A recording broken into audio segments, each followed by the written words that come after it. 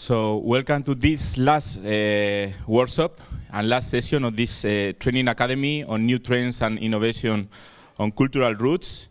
This last workshop has been entitled Can You Do It Alone? Developing Strategic Partnerships.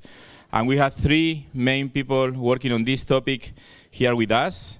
First of all, Mónica García from the General Direction of Education, Science and Culture of the General Secretary of the Organization of Iberoamerican States. We have been talking that it's very important this enlargement of partnerships with Iberoamerica.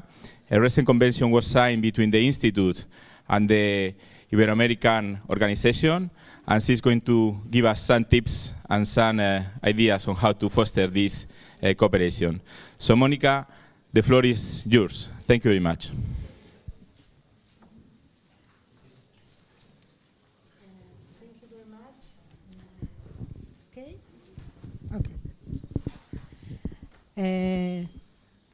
Good morning, Spanglish too. Okay. Good morning. Thank you very much to the Institute of Cultural Roots for the invitations. Thank you, Mr. Eladio Fernández Galeano, very much, and Stefano Dominioni, of course. Thank you, Jordi Tresarras, for the link. Thank you very much, Fundación Juste, and Ruta Carlos Quinto, Miguel, Quintin, Alicia, everybody. It's great to be here. I think we all enjoy very much this event, and local authorities. I'm Mónica Garcia from Organization of Iberoamerican States. I work in these institutions from a long time ago. I'm going to inform briefly about my institution and then the collaboration about this project with the Institute.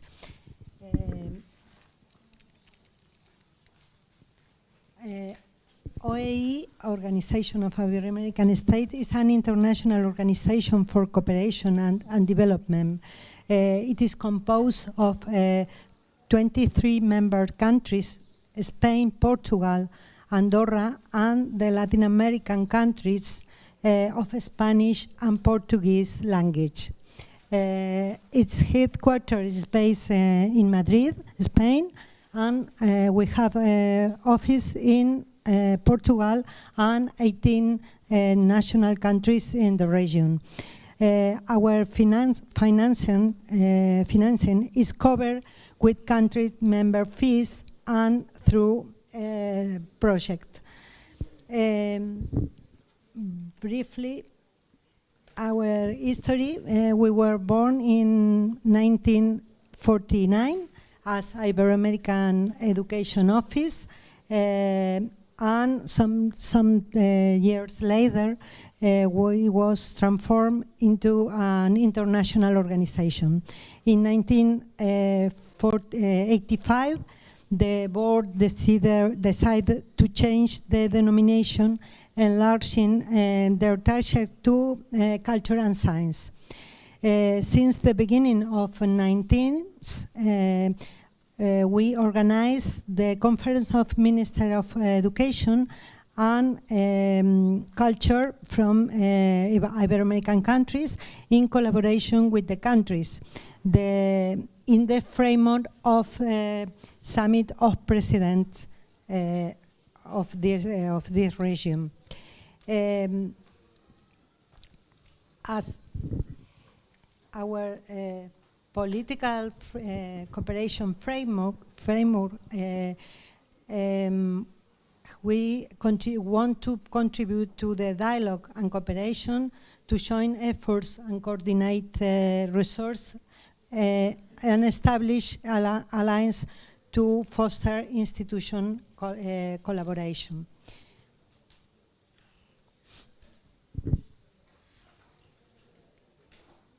As our main culture cooperation topics are to contribute to promote the and protect culture diversity and cultural rights, to enhance intercultural perspective, to reinforce and spread the value of culture dimension to development, and to promote and strengthen culture policies and raise its international profiles. Our culture initiatives, we work by project development, training, mobility and networking, sharing knowledge and experience about culture information systems, researching studies on culture and development from a social perspective, and promoting initiatives on cultural policies involving civic and social participation.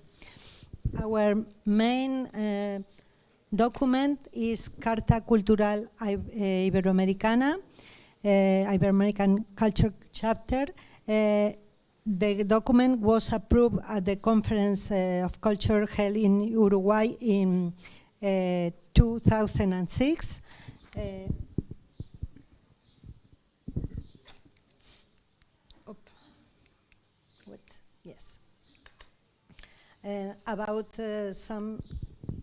About research and study culture and development, our latest publication are Culture and Economic Development, publishing together with CLACS, CEPAL.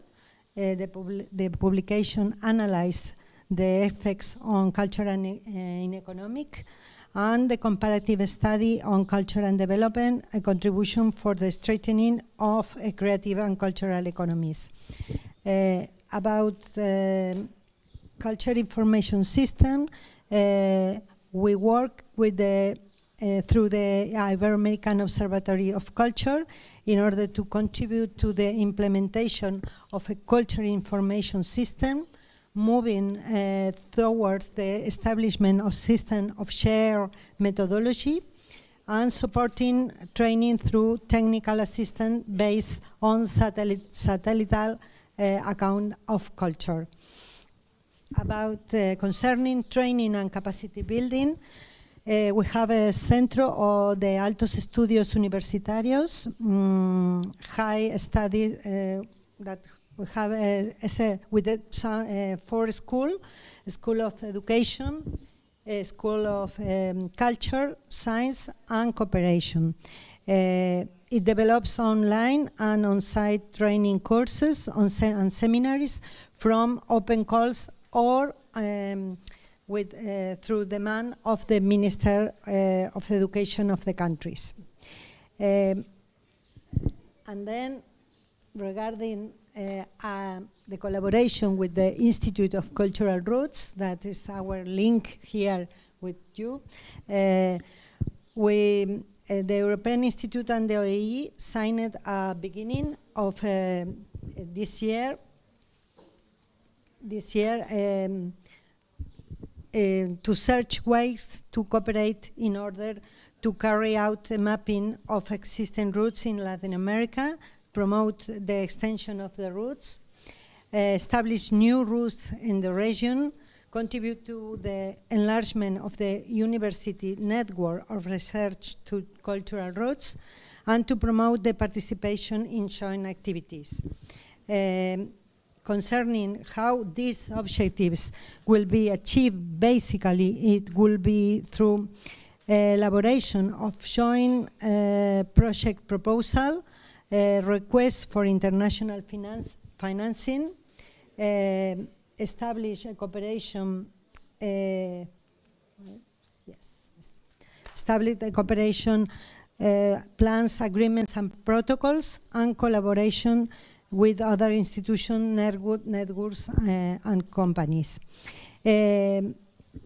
About the potential cooperation between Institute and the OEE, it is expected to contribute to promote the extension of the certified routes of the Council of Europe, transfer of knowledge and training of human resource, exchange of experience and good practice, and develop international cooperation and technical assistance. Last May, May, our institution present at the Cultural Conference of Ministers of Iberoamerican countries held in Guatemala, the project of Cultural Roots, and the signed contract agreement with the Institute. As a result of this, it was included in the declaration a mention about the value of the agreement signed between us and the importance of the roots as a project of cooperation. That I think is very, very interesting. The declaration also mentioned the experience and the potential of this collaboration. All this was in the framework of the agenda of the conference. I want to say that because I think it's important. That was the culture in the sustainable development goals, because in this document, in this agenda 2030, the few mention about culture are linked with the tourism, cultural tourism and heritage. And finally, yes, the declaration of the conference requests UAE to advance in the collaboration with the Institute in order to promote the extension of the roots, to collaborate in research activities and in the development of new route itineraries, programs and projects, and that our advances about this we have to be present in the next conference of culture that will be placed in, is almost confirmed, in Andorra in 2020. And that's all. I keep at your disposal in our main office in Madrid and in our national office, and thank you very much for your attention. Thank you.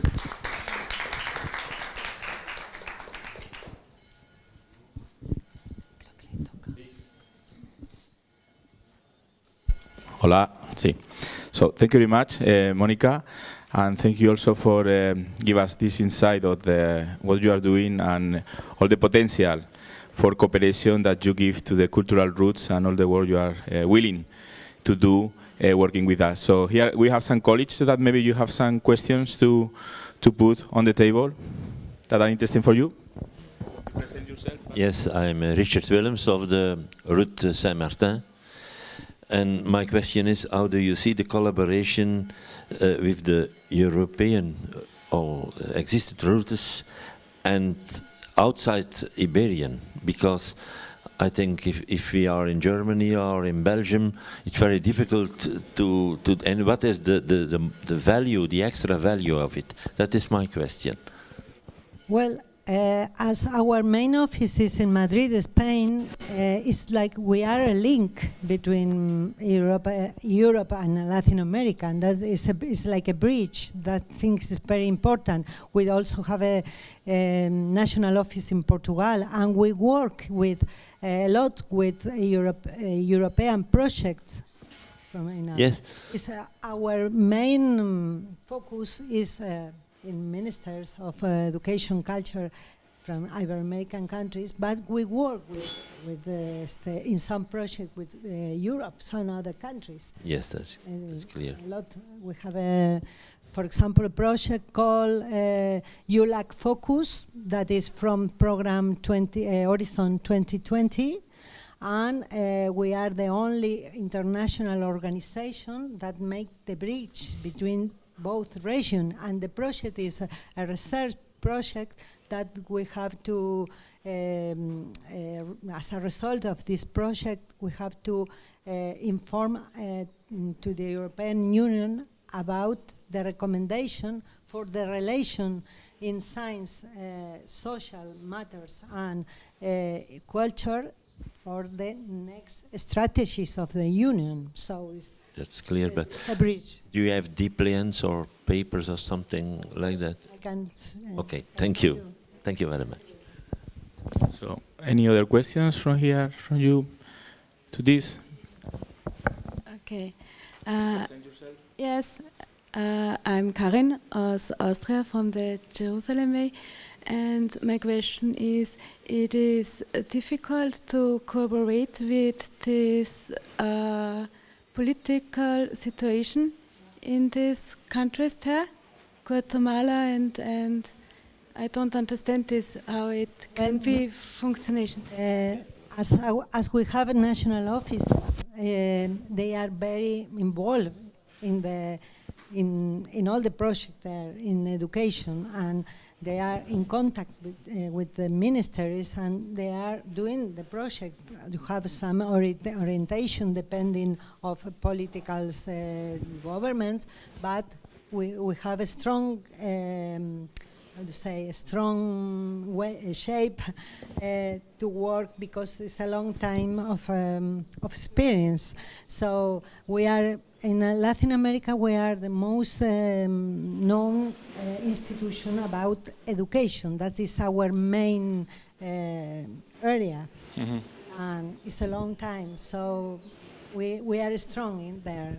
In culture is it's a different, a space more reduced, but with a lot of potential, and we want to work with all the areas together, no separate. It's very important. Yeah, thank you very much, Mónica. Do you want to say something about this or no? Well, I think Mónica offered us a big opportunity also, because it's true that they work mainly in the educational field, but they are also an horizontal approach to other fields, and we were having some conversations during these days, and I think this can be very useful for us to go into that, let's say, between brackets, market we have in Iberoamerica, because we have a big potential of cooperation because of our common history and culture on that. So Eladio has a comment too. Because this is an agreement with the Institute, I should like to say that what does this mean for the roots? You may have roots that can be extended to Americas. Surely the Phoenician route will not be extended to Americans, because the Phoenicians didn't get there. But roots, you know, we have an example, the Charlottesville route already has Panama as a member. This means that, for instance, wine routes, or, you know, I think already the Art Nouveau route is thinking about why not going to, you know, to extend to Argentina, which has a lot of Art Nouveau. You know, so for every route this has a possibility to be extended. And second, for candidate routes, we make it candidate routes, I mean this for certified routes, candidate routes that are even more meaningful with two continents. We have talked a lot about a particular you know, route, which would be the Alexander von Humboldt route. It is in Europe. We have Russia. These men travel in Russia, of course in Germany, live in Paris most of his life, came to Madrid. You know, it's very well recorded. But his most important travel, the book for which he's known, The Cosmos, is about the travel he did to South America, to Colombia, to Ecuador, to Mexico, to the United States. So there is a possibility, if, you know, to think about a route. There are already, you know, in some of the countries and in the Canary Islands, some local, you know, von Humboldt routes. So perhaps, you know, for it would be a good possibility. And this for other issues that we have not necessarily thought of. So this is the lesson for the routes. It's a possibility we open. Thank you. And of course the cooperation with the Iberoamerican states is fundamental for us. We are going hand in hand, go, I don't know, to look for new money. I'm sure for the von Humboldt route, the German cooperation would be very glad to help. Yeah. And I may add that there is also some special programs to fund this cooperation between Europe and Latin America, where we can have there a special potential for funding projects on our routes. Okay, so we have to keep going because we are running out a little bit of time. And next panelist will be Lorena Zuccolo from the Atrium network. So Lorena, the floor is yours. Thank you very much for being here with us. Yeah, my name is. That one is. Is it okay? Does it work? Yeah. I represent. My name is Lorena Zuccolo. I represent the Atrium route The acronym ATRIUM stands for Architecture of Totalitarian Regimes of the 20th Century in Europe's Urban Memory. As you can easily understand, the route brings together some towns that have buildings or architectonic elements, let's say, that can be referred to the past European regimes. At the moment, the members belong to 5 different countries, which are Italy, Albania, Romania, Bulgaria, and Croatia. So these architectures refer both to the fascist regime, that it is the case of the Italian towns, but there are also some interesting remains in Croatia and Albania, and the communist regimes.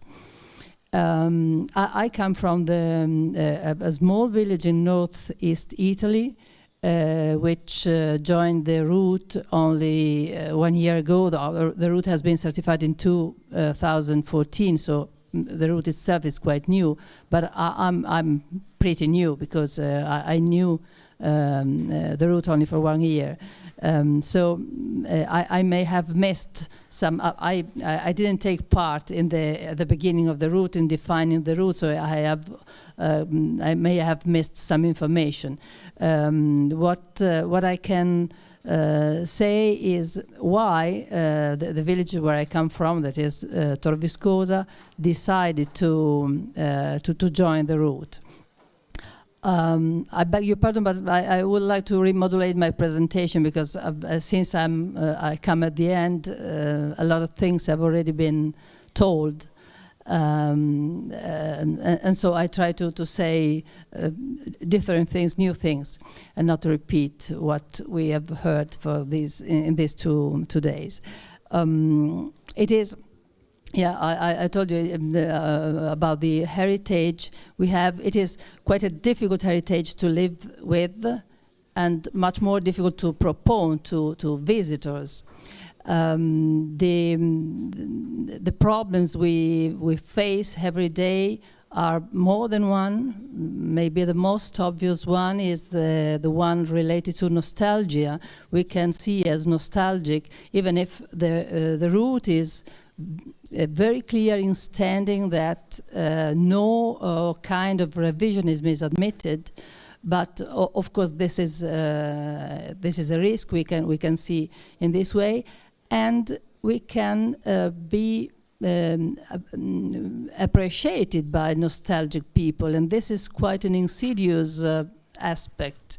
I would like to make an example that happened in Tor Viscosa some years ago. The municipality was carrying on a project, and they had to provide some panels to put around the streets. And they would like to say that these squares and these streets, the panels have to describe, used to have a different name at the origin. You know, in the regimes, names are a very important stuff. So you can receive a visitor into Viscosa without say that the square where he is at the moment in the origin was the Empire Square, let's say, or the Autarky Square. The local newspaper did understand what the municipality wanted to do, but they thought it could be a nice thing to have a sort of scoop, and so they went out with this article saying Tor Viscosa is going to replace all the names of the streets with the original names, and so we will have again the I don't know, Arnaldo Mussolini Boulevard, for example. So what do you think about it? Please come to our website and vote if you agree or not. And this, of course, the news came to the national newspapers, and so a lot of newspapers called the mayor to ask what was going on. And of course, there has been the anti-fascist movements that were saying, but what are you doing? Are you crazy? And the other part that were saying, oh, this mayor is quite a smart one. He understands that it is only a cultural and historical operation. But of course, saying that they wanted to intend it was only a political operation. So, I mean, it is very,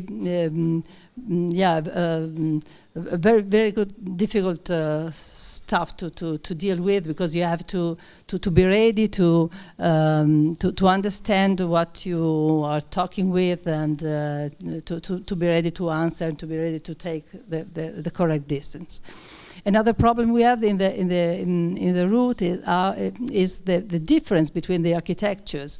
I mean, in some cases, these architectures are quite interesting, and please note, I said interesting, not beautiful. In another case, I would have used this word, but in this case, talking about fascist architecture, I can't use these, let's say, positive adjectives.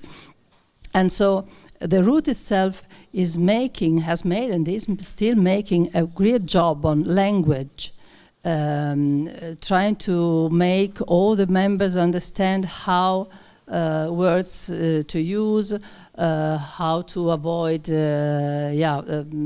words that can be misunderstood, and so this is another part of the work. I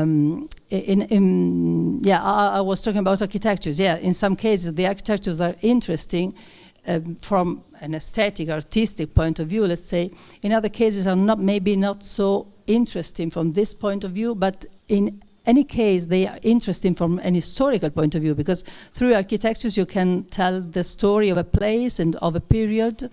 And that's why I named my presentation Things to Show, but Stories to Tell as well. And this is what we are trying to do in Torviscosa, for example. Torviscosa now is just a small village, but we are working a lot on this storytelling.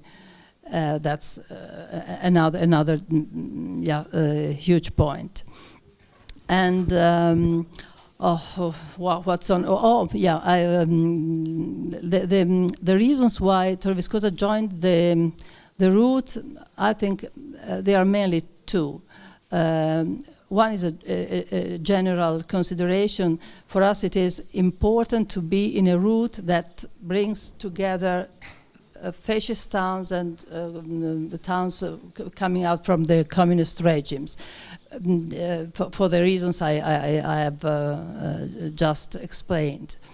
And the other reason is an operative one. We had the impression that the route started from the beginning, trying to making an inventory of the architectures, describing the single elements, creating a database. So it was really a cultural operation. We are quite far from the tourism suggestions we heard this morning, but I don't think this is a negative point for us. I think things have to be done, and I agree also with Alonso, and I think everyone have to do his own job. I think our job is to look after the cultural points. In Torviscosa, we made a great job with journalists, as you said before, but it is just because I work in the press office of the Regional Tourist Board, so I know how to do it. Yeah. So, thank you very much.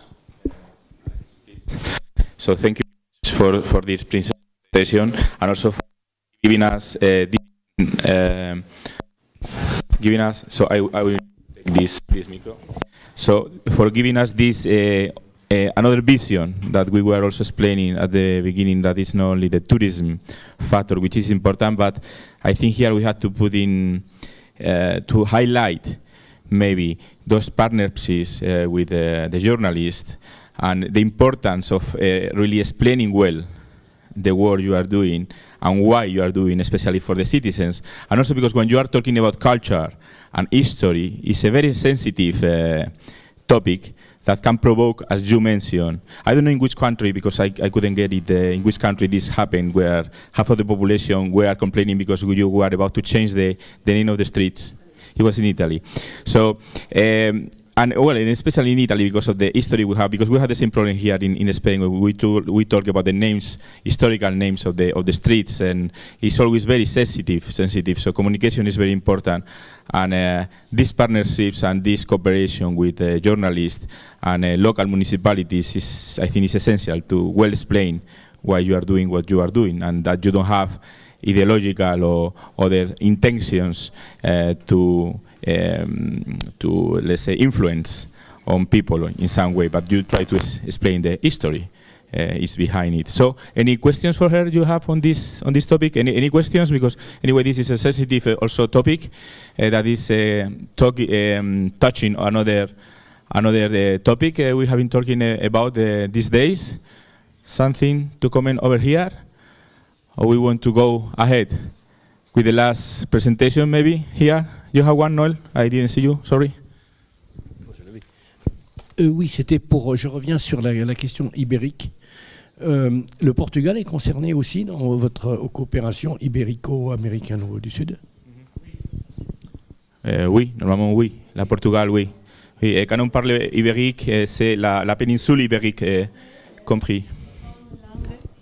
Ce sont les Iberoamerican countries are Spanish and Portuguese speaking language.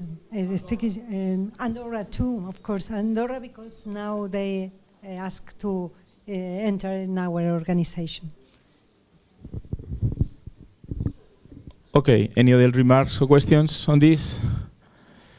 Okay, so we go to the last panel presentation here by Carolina Diaz from the European Cemetery Rutas. Well, I don't know if it is a good route to finish.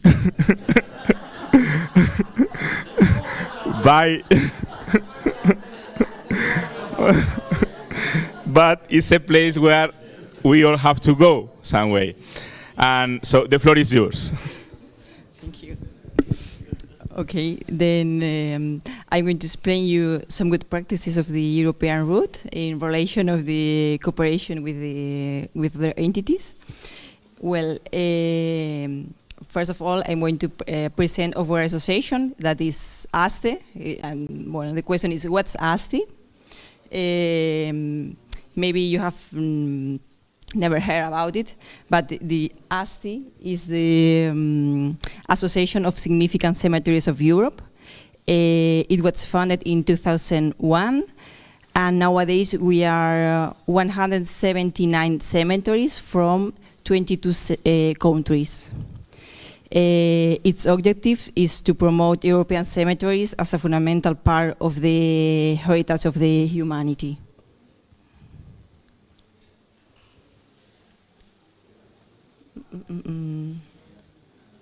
Bueno. Okay. No, pero no va. It's not working. Okay. ¿Habéis probado antes? No. Lo hemos probado, pero no. Okay, don't worry. Okay. Sí. Es un PDF. Ah, pero no hay que. Sí, pero no se ve. Okay. The main project of ASTE is the European Cemetery Route. This project was created with the purpose to do cemeteries more visible, and the European Cemetery Route is a net of cemeteries that wants to open their presence to all the publics. And how we do it? Well, we do it designing cultural cemetery routes, but always following the same philosophy.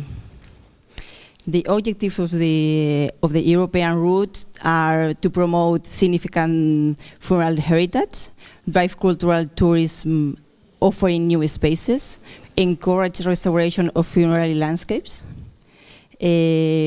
and promote education in schools, incorporating our routes to their ordinary cultural visits. Well, ASTE gives a lot of efforts, and the route also, to achieve the cooperation of other institutions, but the question is, what institutions would collaborate with a cemetery? Well, to obtain results, we follow the next points. For example, we establish a cemetery route local guide network to providing new cultural options to local guides. Okay. Also, we established cooperation with local tourist board, tourist associations, and tour operators. And third, and the most important, establish cooperation with the schools and universities. And well, I would like to develop a little more this point, because some years ago we realized that it was necessary to explain to our children all about cultural heritage, and why not talk with them about death. And we think that we have the mission to help to break this taboo. Okay, for that reason, a lot of members have in their cultural programs pedagogical activities classified by school ages and designed to match with the school curriculum. Otherwise, we also we are in touch with universities, for example, organizing conference about dark tourism, collaborating with the students to help them to develop their final projects about funerary tourism, making agreements with restoration universities to restore some of the sculptures that belong to the roots, or contacting with professional schools of music to be part of our memorial concerts. Don't worry. Okay, perfect. Okay. Okay. The next, and the next one is the last one. Oh, perfect. Now I'm going to present you one example of collaboration that is the Symbols project. Symbols is a joint project with 6 partners across Europe, where European cemetery routes was an important role. The aims of this project are to stress the knowledge of cemeteries as a fundamental, cemeteries and funeral arts as an important part of the European heritage and the memory, and also an important point is the transnational circulation of culture and creative works. During this project, we collaborate with 39 artists from all over Europe who met for one purpose: the interpretation of symbols in cemeteries. To obtain the final result, we were in different states. The first session was in Avilés, in Spain, where printmakers create a print basis in visit of the cemeteries. The second was in Scotland, where dancers and musicians got together to create videos of dances based in these prints. And third, the collaboration of the members of the European Cemetery Route with pictures of non-common symbols of the cemeteries, like crosses, angels, animals, flowers.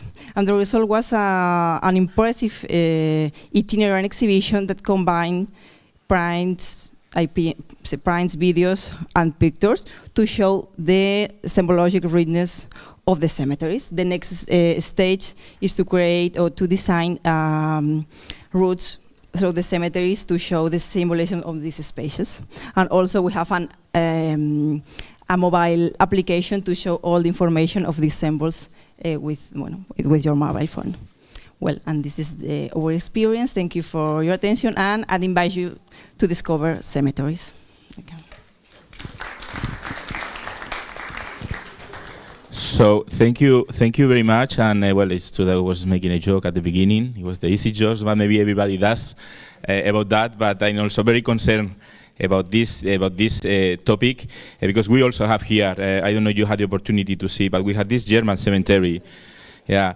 So and this is something we use a lot for students, especially because this is a place of memory, of European memory, and what is the European Union for. And to explain, when we have here some students and we give them like a course on a conference like this on what is European Union, what is that for, and well, you get all the information how the institutions work, and they get bored that they don't pay attention, that they don't. I mean, they have other interests. But then we bring them over there to the cemetery. And we tell, okay, look at that. We have here almost 200 people. Look at the dates they were born. Look at the dates they died. Most of them are around 18 years old.